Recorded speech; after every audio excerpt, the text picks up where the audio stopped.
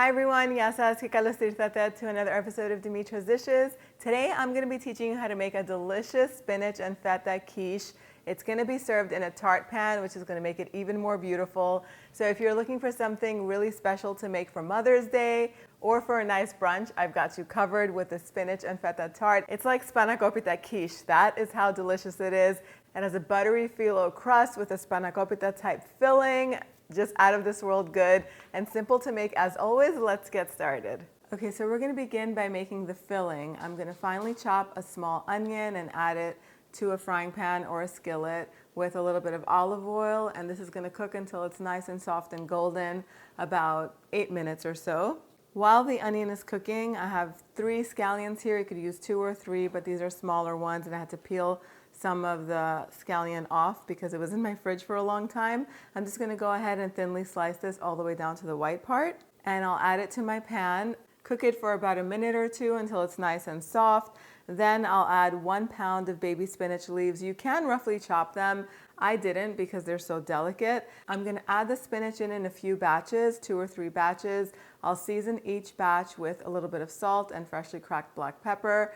At this point, I like to increase the heat to a medium-high, so that way the juices that are released by the spinach will evaporate, and that way the spinach mixture won't be too soggy once it's done.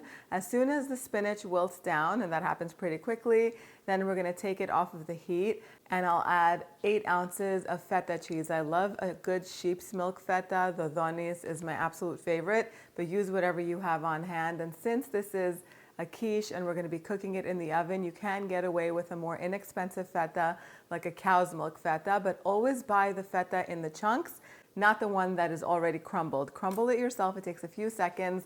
Go ahead and crumble it in the spinach and toss everything all together. Set it aside. In a little pitcher, we're going to combine 2 eggs with 1.5 cups of half and half. Half and half is very common in America, but I have been asked in the past by people that live in Europe exactly what it is. It's basically an equal amount of milk and heavy whipping cream. So if you can't find half and half in your local supermarket, you can definitely combine 3/4 of a cup of milk and 3/4 of a cup of heavy cream and do that instead. We're going to season it with a little bit of salt and freshly cracked black pepper and about 1/4 teaspoon of ground nutmeg. Whisk it all together and just set it aside. Now we're going to get the crust ready, and we're using phyllo for that. And before we begin, you're going to want to make sure that you either have a pie pan for this. I'm using a tart pan with a removable bottom just because it's going to create a beautiful design all around the crust. And you could also take it out of the pan and serve it on a cake stand or on a cutting board, and it just looks really pretty. But you can use a pie pan for this if that's all you have, no problem. We're going to use 1/2 pound of phyllo for this, not the whole pack. We don't need it. I've melted 4 ounces, which is 1 stick or 114 grams of salted butter. I like to use salted butter for this just because it has more flavor. Brush the inside of the pan with the salted butter. That's going to help the tart release later on. And then I like to spread just a thin layer of breadcrumbs on the bottom. Those are going to catch any of the juices from the tart or from the quiche, and you can skip the breadcrumbs if you don't like the texture or add them in. You're barely going to notice them. If you don't like breadcrumbs, you can definitely use some semolina flour, or coarsely ground semolina will be good too. It'll give it a little bit of a pizza texture. So we're going to layer the phyllo sheets in the tart pan, brushing each one or drizzling each one with the melted butter. And then I'll place the spinach filling in the center. I'll pour that egg and half and half mixture over the spinach filling, and then I have some Gruyère cheese, a block of Gruyère cheese. It was about 6 or 7 ounces. I love the Gruyère cheese for this, but you can use a Gouda or a mozzarella. I shredded it in a box grater, and then I'll sprinkle this into the filling as well. I should have sprinkled some with just the spinach mixture before I did the cream, so that way I don't have such a thick layer of cheese on top, but I forgot to do that, so I'll just tuck it in here and there so it's kind of combined all throughout the filling, and then get all of that remaining cheese on top. Any phyllo that's hanging out of the pan will get brushed with a generous amount of butter, and then I'll just tuck it in so that way it creates this beautiful crust. Use the remaining butter to brush the crust all around. If there's any left, you can just pour it right into the filling so we don't waste it. The oven is already preheated to 350 degrees Fahrenheit. This is going to bake on the center rack. And also one more thing that I forgot to say, Before you start assembling the tart, it is a good idea to put the tart onto a baking pan just because it makes it so much safer and easier to transfer the tart pan in and out of the oven just because it has a removable bottom and it's really tricky to handle. And it's also a little bit difficult to put onto the tart pan with all of that cream that's not set yet, you know, wiggling around there. You can make a little bit of a mess.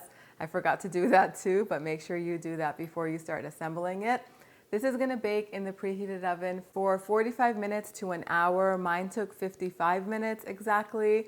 It's going to be golden all around. The phyllo is going to be nice and crispy. The hardest part now is to wait about an hour for this to cool down to room temperature.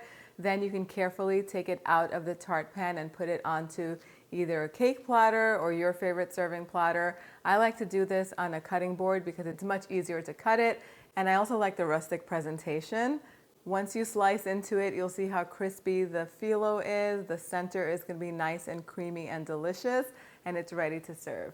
And just like that, our quiche is ready. All you have to do is follow the step-by-step instructions, especially if you're following the video. It's just going to be so easy to put together. No one will believe how easy it was just because it looks so stunning and it tastes so good. Let's do the taste test. So the hardest part, like I said before, is waiting for this to cool down a little bit. You can slightly heat it before you serve it. Just preheat the oven to 350 degrees Fahrenheit, pop it in there for about 10 minutes, and then you can just serve it. It'll still be crispy and buttery. So good.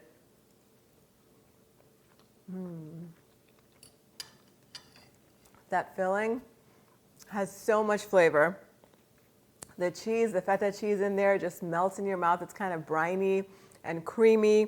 The Gruyère cheese on top is a little bit nutty and you get that pull just like if you were eating a pizza. The crust is really crispy and so good. I love a phyllo crust. If you're not a fan of a phyllo crust, how dare you, first of all.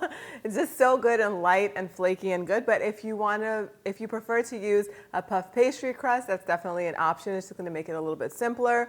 Just make sure to dock it, which means just pierce it with a fork before you put the filling on top. Otherwise, it's going to rise and make a little bit of a mess.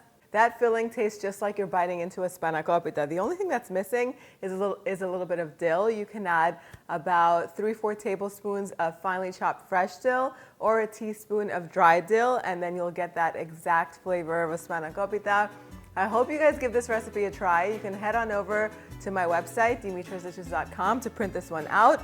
You could just serve this as is. If you want to serve this with some eggs on the side, a nice salad, some tzatziki sauce, it'll just be perfection. Thank you so much for spending time with me today. I'll see you all next time. Yes, sis.